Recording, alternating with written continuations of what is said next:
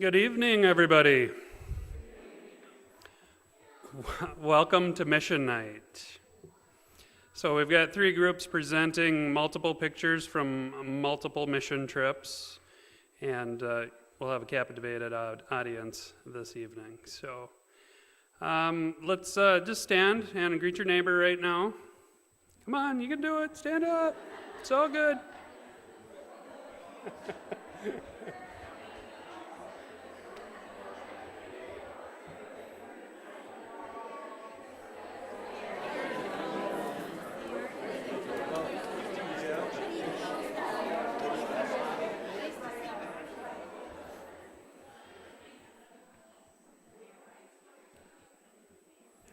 Let's start the night off with a little word of prayer. Dear Heavenly Father, I thank you that we were able to gather together this evening, not only to talk about the platform of the mission, but actually the mission itself, to spread the love of Jesus where we are going, where we were meant to be, and where you would have us be.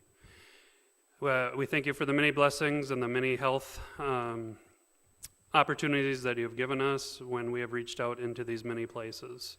Salem Covenant is old. It's been here for 145 years. We have sent many missionaries to many places, and we thank you for those opportunities. We thank you that you've blessed us in many ways. Continue us to show wisdom, continue us to show the faith, continue to show us the path. In your name we pray, amen. Join me in hymn 688, We Have a Story to Tell to the Nations.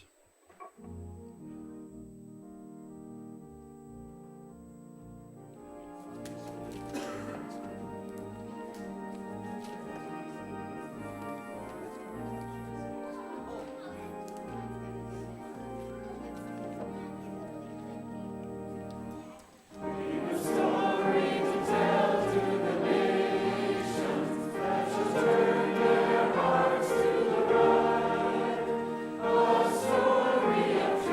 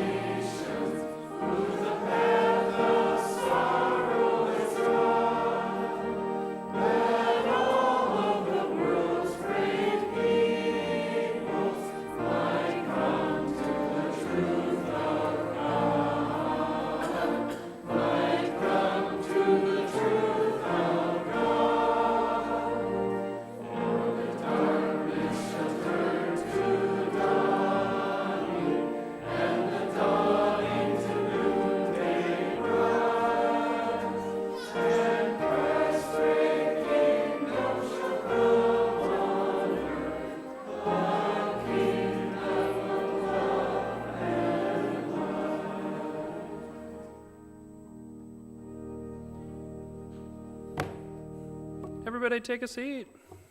Thanks all for coming tonight.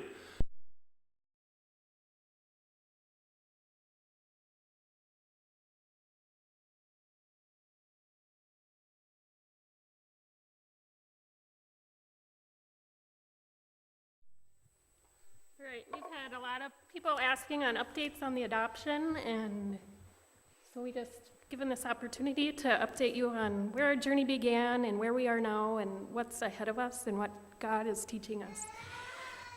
And I'm a nervous wreck, and I'm not a public speaker, and I get a little emotional about this, so I wrote mine down, so bear with me. Our adoption journey began many years ago. I've always had a heart for kids, and as I look back, I see that God planted the seed of adoption long before I realized it through a couple of internationally adopted kids.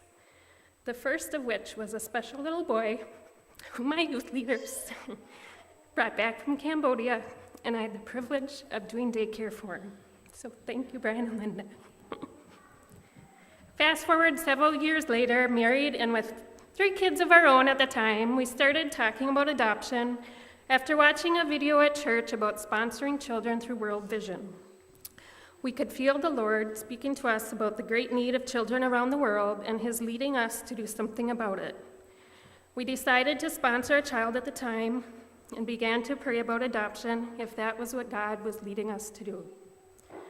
The following year, after much prayer and discussion, we decided to get more serious about adoption and began to do our research. As exciting as adoption sounded to us, the more we researched, the more we discovered the many challenges of the adoption process. No guarantees, a huge financial undertaking, many unknowns, and things out of our control. Among other issues, health, bonding and attachment, dealing with kids with trauma, and the list goes on. We started to question if we were up for this. We took it to the Lord, and He took it from there. It was amazing to see His hand at work. I was teaching preschool Sunday school at the time, and our first lesson was on specially given families, specifically talking about adoption at one point. One of our first lessons at Awana Cubbies was Let the Little Children Come to Me. It seemed like every time I turned on the radio that month, there was a song or a message playing about stepping out in faith and God will provide. It was at that point, almost over 3 years ago now, that we decided to take a leap of faith and answer His call, trusting that God would continue to lead and provide for us on this journey. The next step, endless paperwork and appointments, and the agonizing waiting began. We continued to see God at work throughout this time, answering prayers, opening and closing doors. Many stories I can tell you, from the boys offering us their piggy banks to help pay for adoption expenses, to Kirby, only 2 years old at the time, praying for sister at bedtime, and many more stories of God working in our kids, our marriage, and our family. And more than 2 years later, on October 8th, 2016, we received the call we had been waiting for so long. Lots of tears of joy. More paperwork and travel plans were made to go to Haiti the beginning of February. And so Eric's going to talk about just some pictures. We don't have a lot, but just of the orphanage. We were mainly at the orphanage. There was some political unrest while we were there, and we didn't do a lot of traveling. It wasn't safe, but so far. So as they mentioned before, typical travel is walking, and you'll see a lot of people with baskets on their head, bringing water or food items, kind of balancing it on their head. The truck on the right is called a tap-tap, and they kind of just zoom around town. I never did figure out who pays for all that, but there's given maybe 10 people in the back of that truck at all times, and they just tap on the vehicle, and then it slows down, and they jump on, and they just keep moving. They're either going to school or work or home or wherever it is, so it's kind of a community bus, if you will. Next. Be the typical market on your left side. On the right side, a lot of people carrying stuff on their head, and I would say typically they don't even use a hand to carry the basket. Next. So in 2010, there was a massive earthquake, and they're slowly rebuilding, and you'll see random spots where On the right here, they've got scaffolding up, trying to rebuild it, and then there's a big pile of rock in the foreground there that is waiting for people to come and just mix it up and repair things. And if you look at the Haitian people, they're very beautiful people, but they're just full of despair. They just don't know where to turn. I don't think the government's helping them very much. And they just don't know how to help themselves. So they're looking for a way out. And we were impressed to see that there were so many signs with Jesus or Christ on their trucks or vehicles or the side of the wall and so forth, because they're looking for something. Next.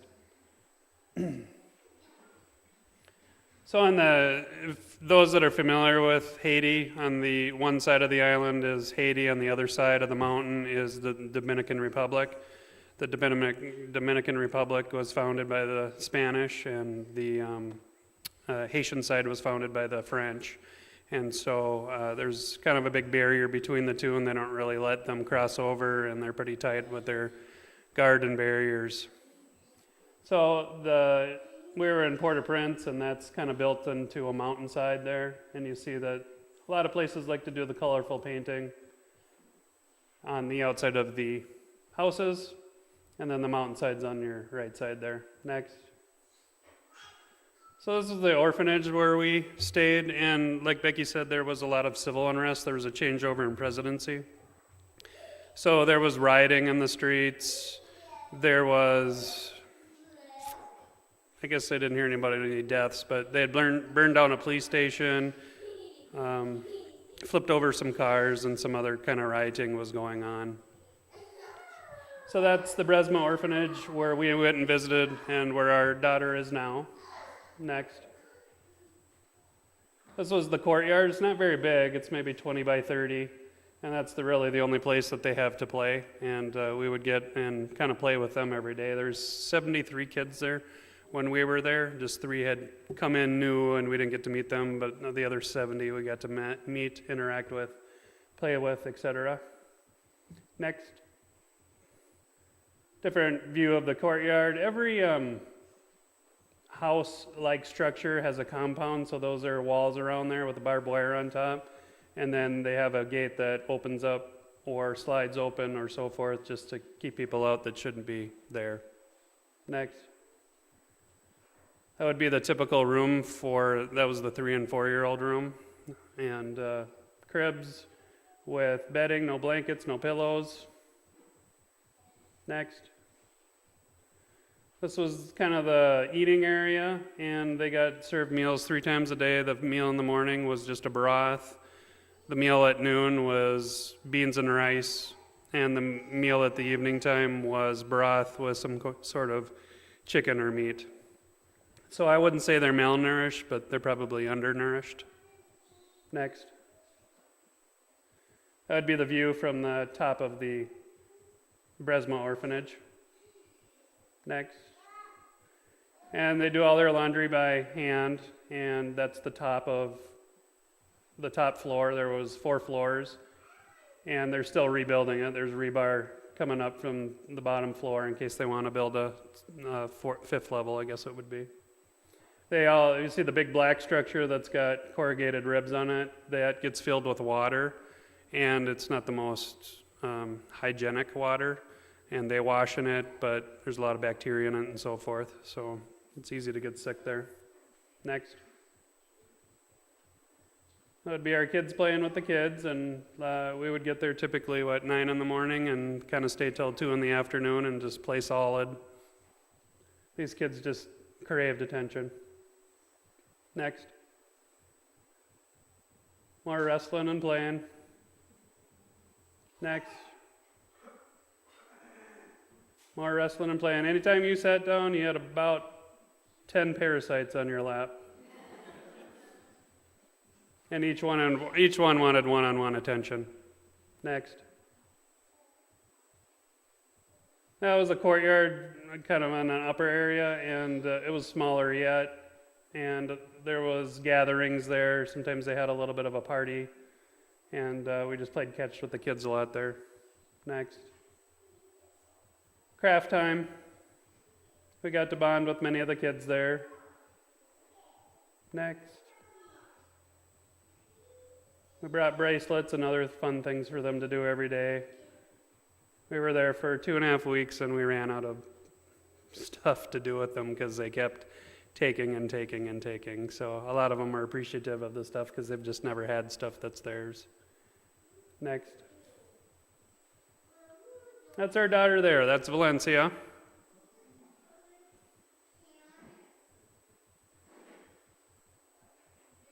Do you have more to say?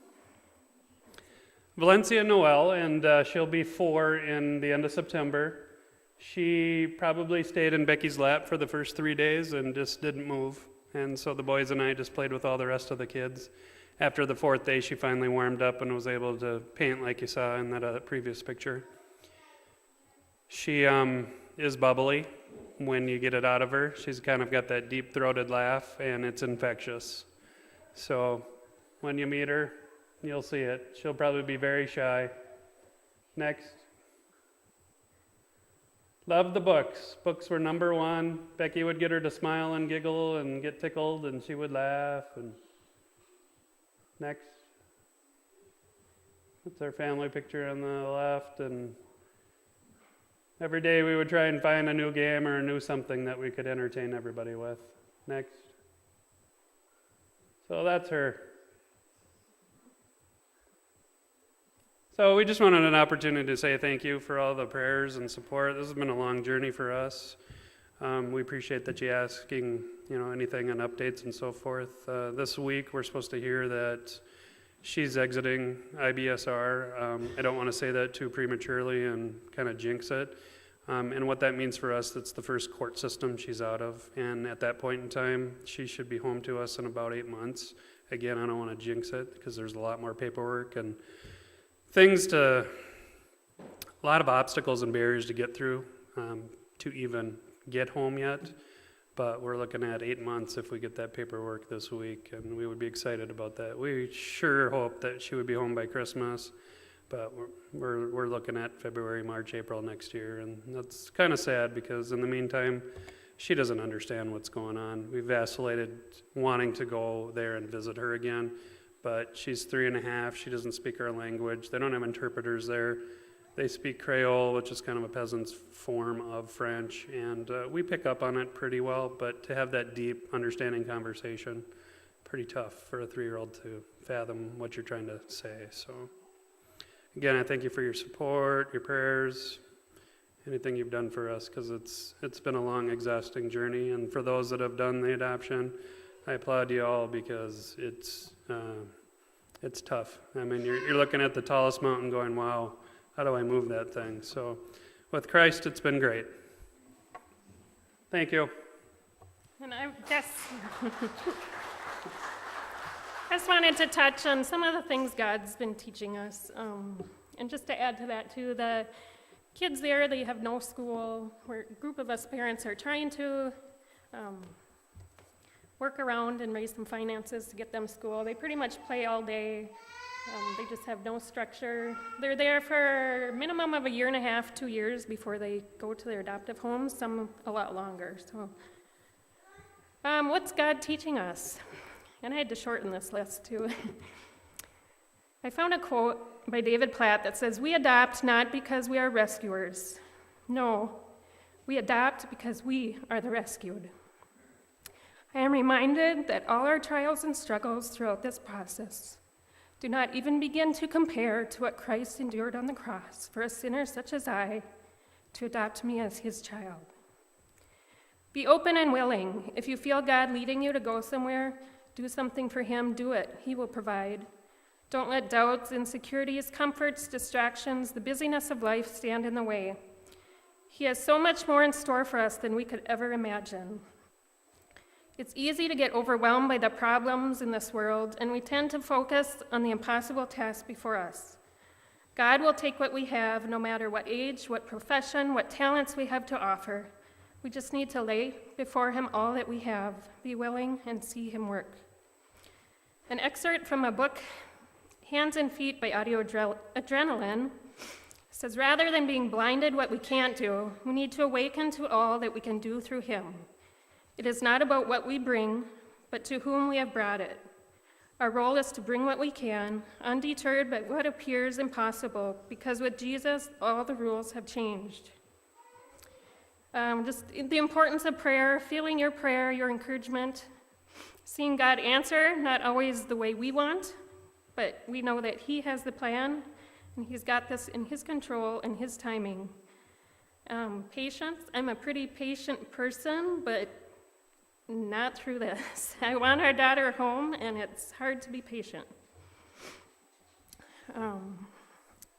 Just our faith, being tested, but being strengthened.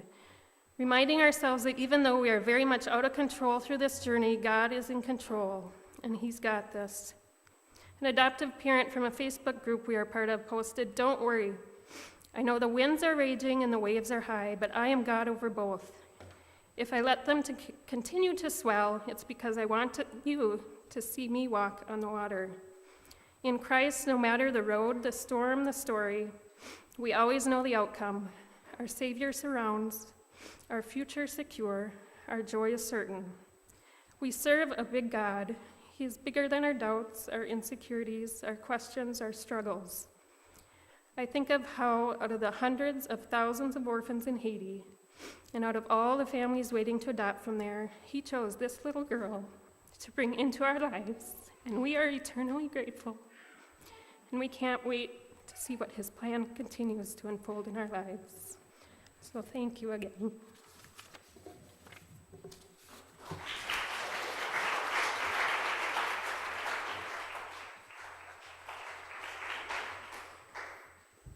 And for the last presentation for the night is the India Journey with Ben Johnson.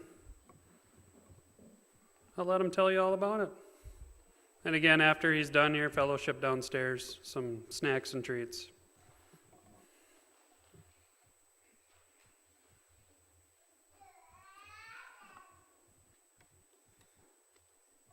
All right. Well, first thing I would say is, Becky, you are a great speaker because you speak from the heart. And so I've heard a lot of the journey, but touched to hear again how God's working in that and for what you guys are doing. We're going to travel a little bit farther now. In fact, when I invited the 3 students, or former students, to go with me, the one came back to my room afterwards and he said, "Mr. Johnson," he said, "do you realize that India is on the other side of the world?" And I said, "Yes, Joe, I understand that. I've looked at the map."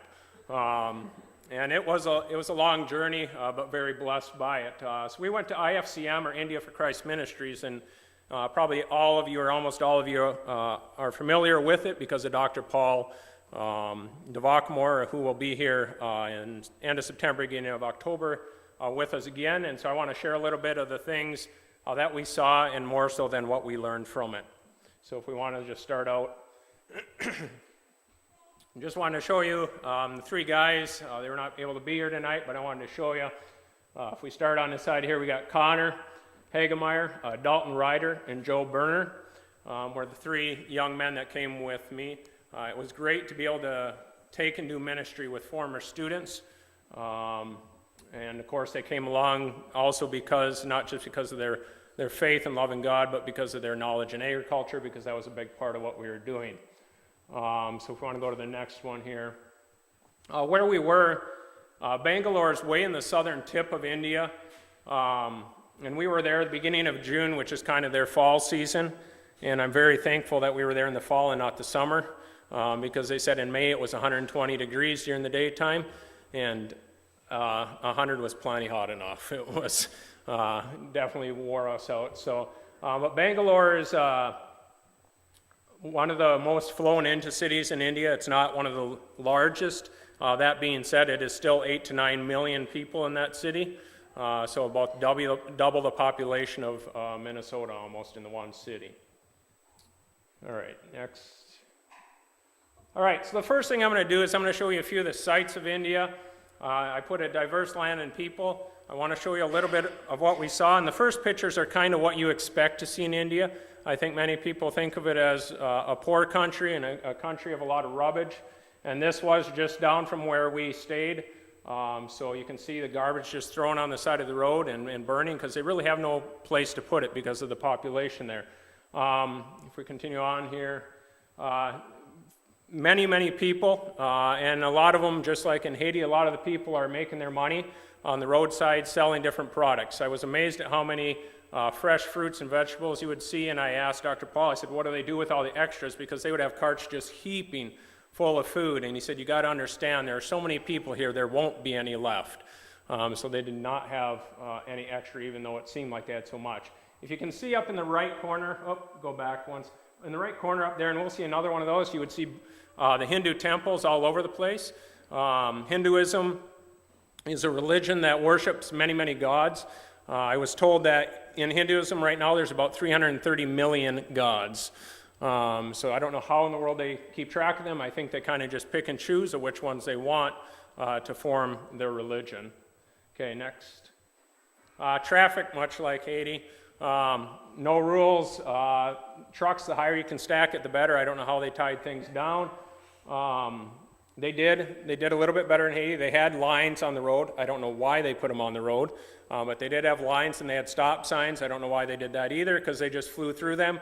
And the guy just turned to me, he's like, do you actually have to stop for those in America? And it's like, yeah. But they didn't stop for that at all. So transportation, again, primarily motorcycle and diesel vehicles, because that's cheaper, because that's what they run the government vehicles on. Next one. Motorcycles, that's fine for family travel too, because you can fit at least 4, if not 5, on a motorcycle, no problem. So you can see here a family of 4, I think. I'm pretty sure there's 4 on that one. And that was quite common to see that. Next. I figured for you ag people, I had to throw in some of the great technology they had for agriculture. So this is their combine. If you can read on it, the combine's actually made in India, at least the platform. And then they bring a John Deere tractor in there, they set it on top, and they take all the wheels off, and they put basically gears on them that run the chains. So basically the tractor runs the combine. So we saw quite a few of these around. All of them used John Deere tractors, so my guys, or at least 2 of my guys, were pretty thrilled, not the other guy. But so, the next. Also, found out you really don't need a pickup because you can haul anything with a motorcycle. It was amazing to see the amount of stuff. I had another picture I didn't put on here, but it's a guy carrying pots, and you cannot even see the motorcycle. All you see is this huge pile of pots, and it's actually tied to a motorcycle, and they go around and sell those. All right, next. You probably didn't need any permits to do anything, because this is a wiring job not far from where we lived, and I actually saw a lot of wires I had to duck under, and I think they were pretty hot too. They weren't just these low voltage ones. So, all right, next. We saw both sides of India, and that's the great thing about going with someone that's not into tourism. We were into the big cities like Chennai of 15 to 18 million people. We stayed 2 blocks away from where a billionaire lived. We also went into villages and saw where people, all that they owned was a mat. They didn't even have a house. So we got to really see all of it. This is an example of what you would typically think of maybe out in the villages of India of the housing. I think there's another house in the next picture. So there's another example. This one might have been a little bit more for livestock, but people also in there. So, all right, let's continue on. As far as for the religion, if we go to the first picture here, again, I said Hinduism is the primary religion. There's approximately 80% of the people are Hindus. The government itself would claim to be Hindu. And that's creating a lot of problems right now. For Christianity, they're doing a lot to be able to try to stop it, and I'll share a little bit about that, of what Paul's running into right now with the government. Next one. Like I said, they have 330 million gods, and so this is these are little taxis. And at first I was wondering why they would dress their taxis up. I thought it was maybe because there were so many of them, maybe they could get more people to ride with them and stuff. And so I asked Dr. Paul's son Stephen of why they did this, and he said if you see them decorated up like this, it's actually because they are worshiping that taxi. That's one of their gods, and so they've taken and decorated that up. Next one. Muslim would be your second main religion in India. About 14% of the people are Muslim. And I actually think that's probably why they're coming against Christianity more so, is because I think they're worried about Muslims spreading in the country. So they're just trying to stop all religions from coming into the country. But we did see quite a few mosques throughout the country. Okay. I did want to share a little bit about, the beauty of India, and she's going to just kind of flip through these. There's a lot of rubbish and stuff, but when you start just walking around, it's amazing the natural beauty that you could find in India. This was actually just the last day. We basically just walked down one street and started taking pictures of the stuff that was just growing up alongside the road. And it was truly amazing how beautiful some of the creation that God has placed there. I didn't get any pictures, I don't think, of the mountains and stuff, but I was really amazed at the beauty of the country too. I think there's maybe a couple more here.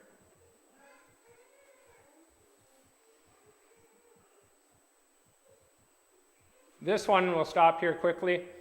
This tree was out in one of the villages that we visited, right outside one of the church members' homes. Again, very poor village, but this is just naturally where it grew up. They said that in the evenings, the sparrows would come to these trees, this type of tree, and they would just fill it, and it would just be full of music from the birds in the evening on these. And if you see the next picture, I think this little guy probably knew the same reality, that the birds would come here at night. So that cat was just waiting. So next one.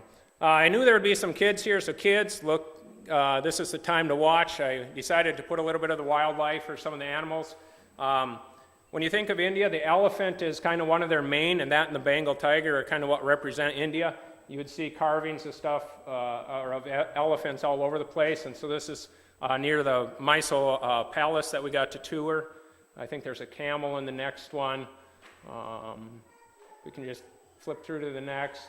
Chickens, basically, the Hindus, the only meat they are going to eat is chicken.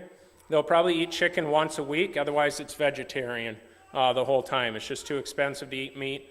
And for religious reasons, they won't eat other stuff. So chicken is one thing you saw quite often. Next.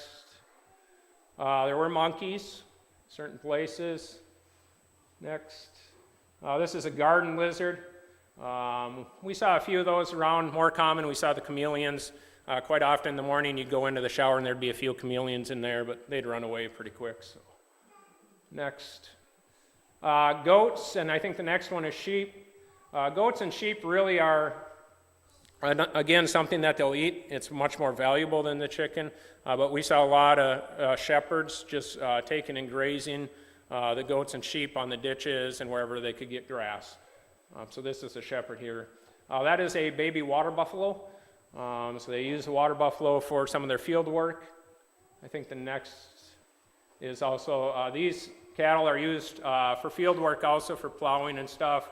Again, cattle are one of those religious things. Again, they're sacred, so you are not allowed to kill cattle. There's actually one state in India, if you're caught killing a cow, there's a good chance you will lose your life.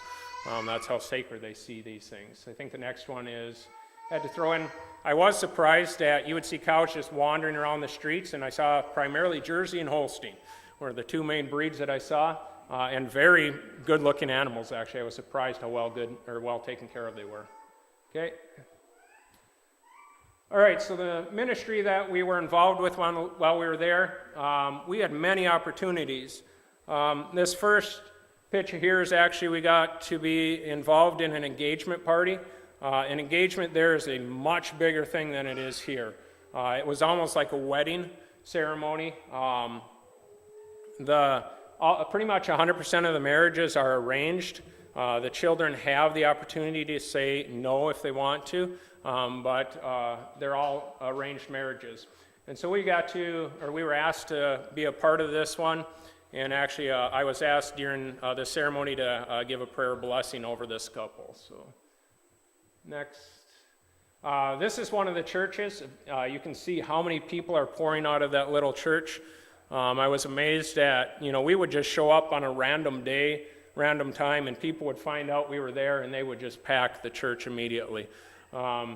This particular church was very poor. It was probably one of the poorest places that we were in. They begged us to stay. I actually had one woman, I don't know if she was completely honest in what she was saying, but she was trying to offer her daughter actually to one of my guys, telling him that he would be happy if they would stay there. So, and she was only about 5 years old, so it's just a, but yeah, it was unique to see too, and I'll share some about just the desire that they had to learn about Christ and especially to spend time in prayer. Next one here. I want to focus on two ministries, and this is the first one. This ministry is where the IFCM takes and puts on children's programs, and basically what they do is they provide one good meal for them, they provide an after-school education for them, and some clothing. This is one of the kitchens that they took and prepared out of. Typically, they would probably prepare for around 60 to 100 people out of this every day. But when they would have special meetings, they would prepare for 1,000 people out of this kitchen. So you can see how resourceful they are. Next picture. This is another village that we were in, the same program. They didn't have a kitchen, so they do it outdoors. Again, amazing that I don't know how they could cook that large of a pot of rice stuff, and it looked perfect, and just on open flames. But we took and fed a lot of people. We'll just go through a couple more here. Here I am serving some of the kids at the first ministry. So they all sit down in rows, and then you take and serve them again, primarily rice and curry. Here's kind of a broader picture of some of the students. Is there one more, Linda? Or? Nope, okay. So with the children's ministry, I think it's one of the best ministries that there is, because I got to meet and hear testimony from some of these kids, and a lot of them are first-generation Christians. This ministry is very effective. The problem is the government is finding out how effective it is, and they're starting to do everything they can to stop this ministry. While we were there, Dr. Paul got a text actually coming from the government telling him to stop what he is doing. Other things that they've done is, for this ministry in particular, Compassion International was sending them about $10,000 a month to support this ministry. India has blacklisted Compassion International. They won't let any money come in from that organization anymore. So they're doing everything that they can to stop this ministry. And I think it's because they realize how effective it is and how many people are giving their lives over to God. The interesting thing is many of these kids came from Hindu families. Some of them came from Muslim families. And because the parents didn't care that they were hearing the gospel, because the kids were getting a good meal and they were getting education, and that's what the parents wanted, was an education for their kids so that they could move on. One particular girl that gave her testimony talked about the importance of Christ in her life, but then also talked about how she was the first in her family to become literate, and she was now literate, actually fluent in 3 languages, because all kids have to take 3 languages in school, because there are 16 dialects in India, so they have to learn one of the dialects, they have to learn the main language, and they have to learn English. And she was the first person from her family to graduate school, and she now applied to be able to go on to become, I think it was a chemical or biological engineer is what she was trying to get into school for. So just amazing to see what it has meant to her life. Okay, let's go ahead and... The next ministry I want to tell you about is the main reason that we were there, is Dr. Paul wanted us to come over to help him with some agriculture stuff. Because they are doing so much to stop money coming into the country, we are trying to find ways for them to become more self-sufficient so that they don't really need as many resources coming into the country. So you can see the blue dot is Bangalore, the other blue dot over there. I don't remember the name of the town, and I probably couldn't pronounce it if it was up there. But that is where our main focus was. We spent a couple days in this site, so if we want to flip this is actually on our way kind of to the site. The reason I put this picture up is you can see this is a large bridge over what's supposed to be a river. There's no water. They've experienced a drought 4 to 5 years. Now last year they had some water, but because of that, most of the farmers have gone bankrupt. There's no government help for that. Many farmers have committed suicide. So really agriculture is a very difficult thing in India right now. The next slide. So water becomes an issue. They had this picture of a well. I don't know if that's actually a real well, but I put it up there because, again, the issue of water. The site that we're primarily working with does have a well, but it's very expensive to drill a well because you need to go 800 to 1,000 feet down to find water. So very expensive to drill. Next. Okay, so this is the site that we worked at. The pastor had already started a garden there, and he was doing very well, and so we worked with him on how could he do things better, and how could we just get more produce off the land. Because land is very expensive, anywhere from 20 to 50,000 an acre, so really impossible for them to obtain land because they're very poor people. So we had this land to work with. When Dr. Paul sent us there, he was not actually with us on this trip, but what he told me was, he said, I want you to go there and help them out, and this is what I would like. He said, I would like to have the garden there so we can grow stuff for the kids. I would like chickens so that we can get a fresh egg for them every day, and I would like a milk cow so we can give them milk every day. So I'm like, okay, I'm thinking we're dealing with something of size, and I got there, and it's like, I don't know how in the world you're going to fit one milk cow here because it's going to eat everything. So we really kind of changed plans and told him why we thought there were better options for him of how he could go about it different.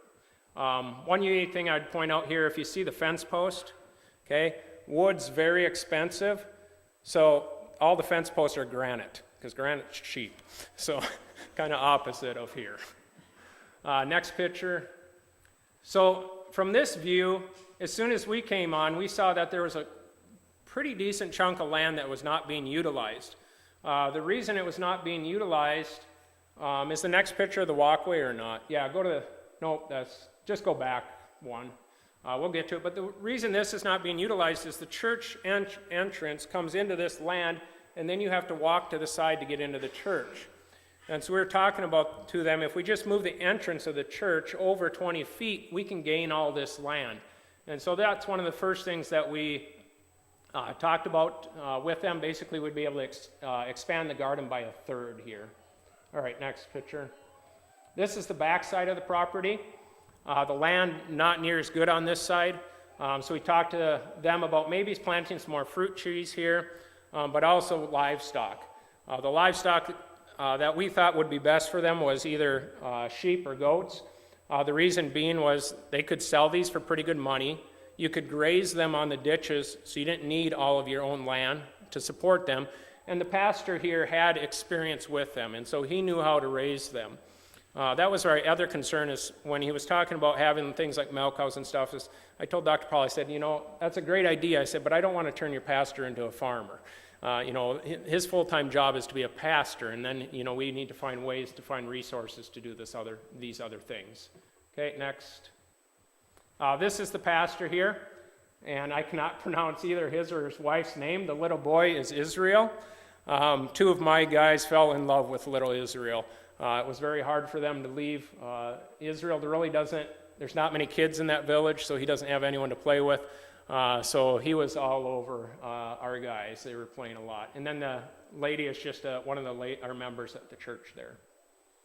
All right. Next.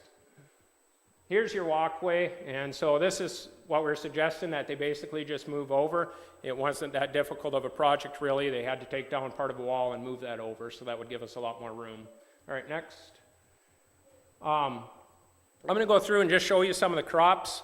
The reason is because, again, if we go over there and we just try to tell them what we do here in America, it's not going to work, because they don't eat the same things as we do. So if I'm telling them to grow something that they're not going to eat, it's just purposeless. So we wanted to learn what they were growing, and some of the things were the same, but we wanted to learn what their resources were. This is Francis. He's one of the pastors, and Francis has a lot of knowledge.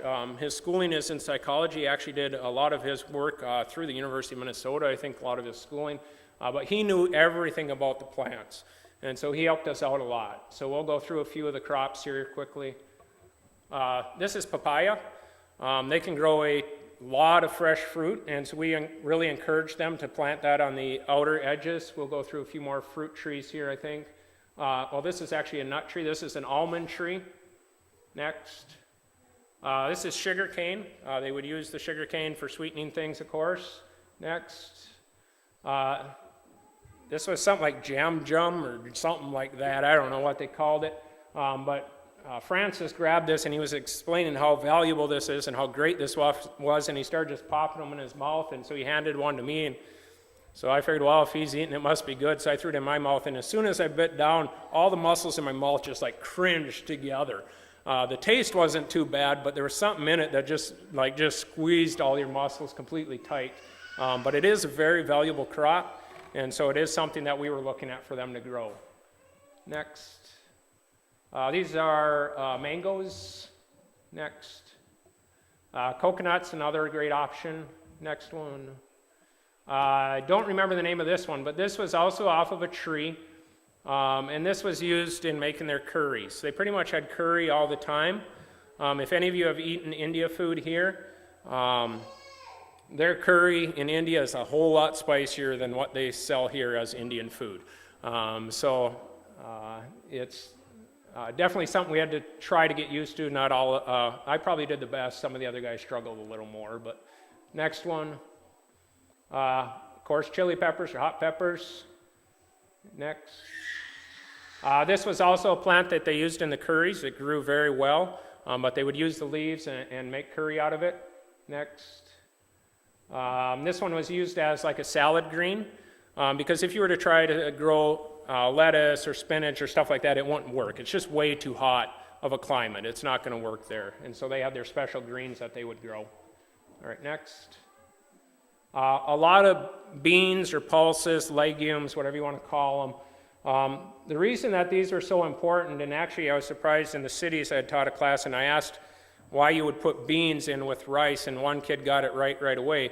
When we mix beans with rice, we make a complete protein. They have really all the amino acids that they need, so it's very important to have some legumes in their diet. And so this is one of the beans, and then I think the next picture is another bean that they grew. And these grew very well. They could handle the climate, so we really encourage them to grow this, really for the health of the kids. Next. This is next door, but it shows the potential with tomatoes. And I think the next picture is a picture of a basket full. We're at the very end of the season, but tomatoes grow really well there. The one thing that he said is he grew a lot of tomatoes so he could sell them. And when he sold them, everybody else had tomatoes, and so they weren't worth much. And so we talked to him a lot about succession planting, or maybe spacing things out to try to get crops when other people maybe didn't have them, so they'd have more value. Because part of our strategy was getting things that were worth more. They could sell that and then use the money to buy the other things that they need, whether it be milk or eggs or rice or whatever. Because rice was not an option in this plot; it was just way too small for it. All right, next. In the cities, and one of my guys took this picture, and it's probably something I'm going to recommend more to Dr. Paul, is rooftop gardening. If land's costing $20,000 to $50,000 an acre, you need to take advantage of what space you got. And so this is something they could definitely do. The rooftop gardening, they could definitely do a lot of tomatoes, pulses, and things like that do very well in this type of gardening, so this is probably something we'll encourage him to do in the future. Next. I wanted to just put some faces of the people of India. I think that when we see the faces of people, it tells a story, and so we're going to look at a few of these. These are some of the kids that were at the ministry where we fed them. First, we took and did some worship with them. There was a young lady that took and told them a Bible story. So they would sit, and at this location, it's one of their church plants, but there is no building. And so we just met at a dead-end road is where we met, and people would just flock there to come to church. We can keep going here. I think a little girl here, front row, and she's, if you can't see, she's clapping. We're singing songs. I think the next one is also the young girl. You can see on this girl, she's got a little bit of a red mark right up here, so you can tell right away she's definitely from a Hindu family. Next one. At this place, it wasn't just children that came to the worship, it was older people. I think multiple reasons. I think, yes, they wanted to hear the gospel, but they wanted food.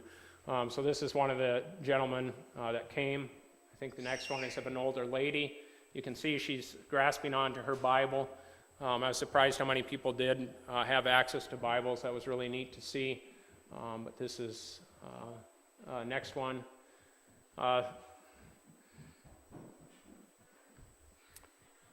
This one's harder.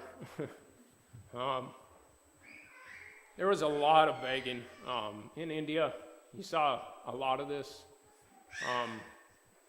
But these are the people that they're reaching. And Hinduism has provided them no hope. Christianity provides them hope. So this is one of the men. You can see his belongings. It's his mat he's sitting on. That's all he has. So here he's just trying to get a little money for food. We were encouraged not to give anybody money, and we didn't. Because as white people coming into their country, they immediately think every white person's a millionaire. That's how they view us. So if you gave money to one person, you'd have 15 there immediately. So we were unable, or we just couldn't do it, but it was just hard to see this. So next.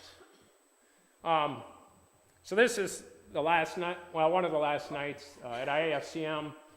Many of you remember Dr. Paul. None of you have met his wife, Rebecca, because she has dialysis 3 times a week, so she is not able to travel to the United States. Very sweet lady, though. Learned a lot from her. It's difficult to see her going through the struggles that she goes through. They don't have near the medical technology as here. So when they do dialysis, they have to put new needles in every single time. Her arms were just scars the whole way, so I don't even know how they find the veins on her. But she was strong in her faith, very excited about us being there. So it was just a pleasure and a blessing. Before we go to the last slide, I just want to give my takeaways, I guess, what I learned. And really, the number one thing I think that I took away is when I was there, and especially with the Christian people, was what I learned from them of their sincerity of worship. When you went to their services, for example, on Sunday nights, they would have a praise and worship service every Sunday night. And they'd have a time where anybody in the church could say a word of praise of something that God has done in their life, or you could shout out a word that meant something to you of who God was to you.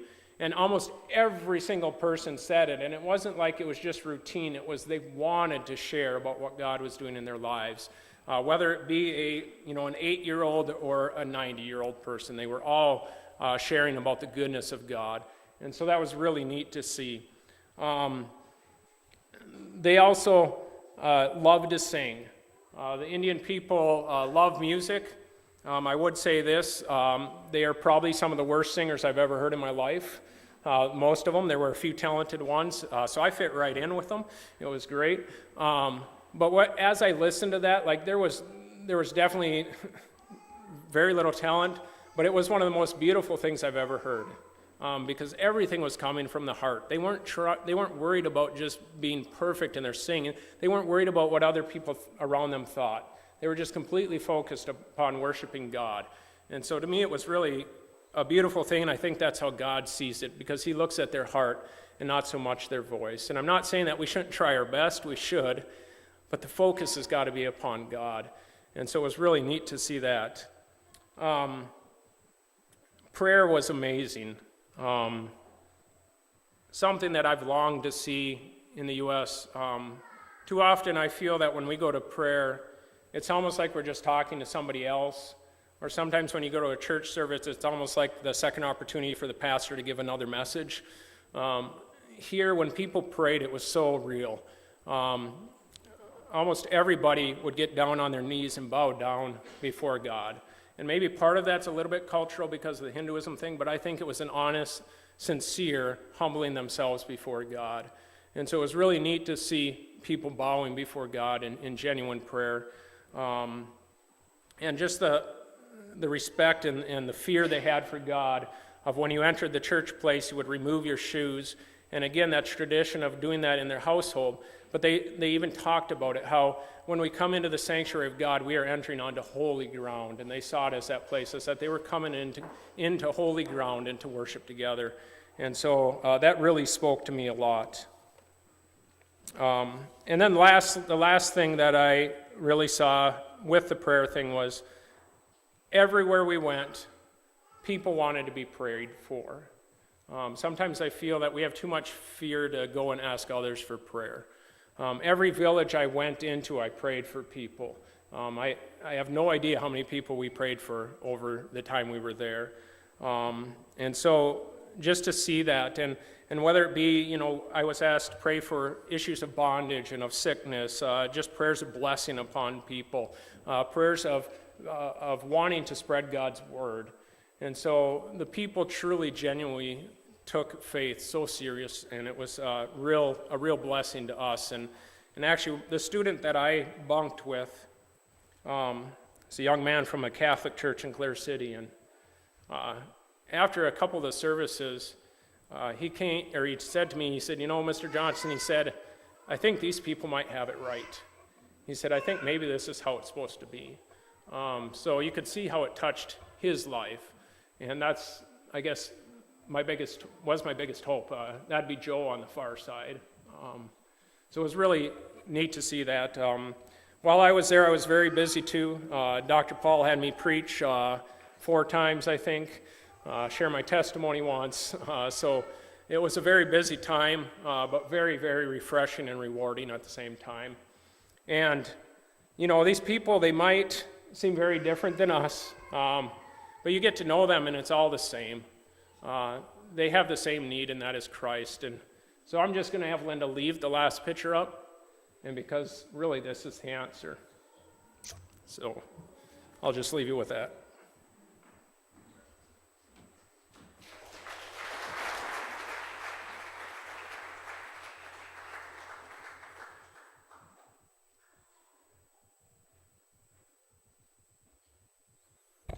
Thanks, Ben.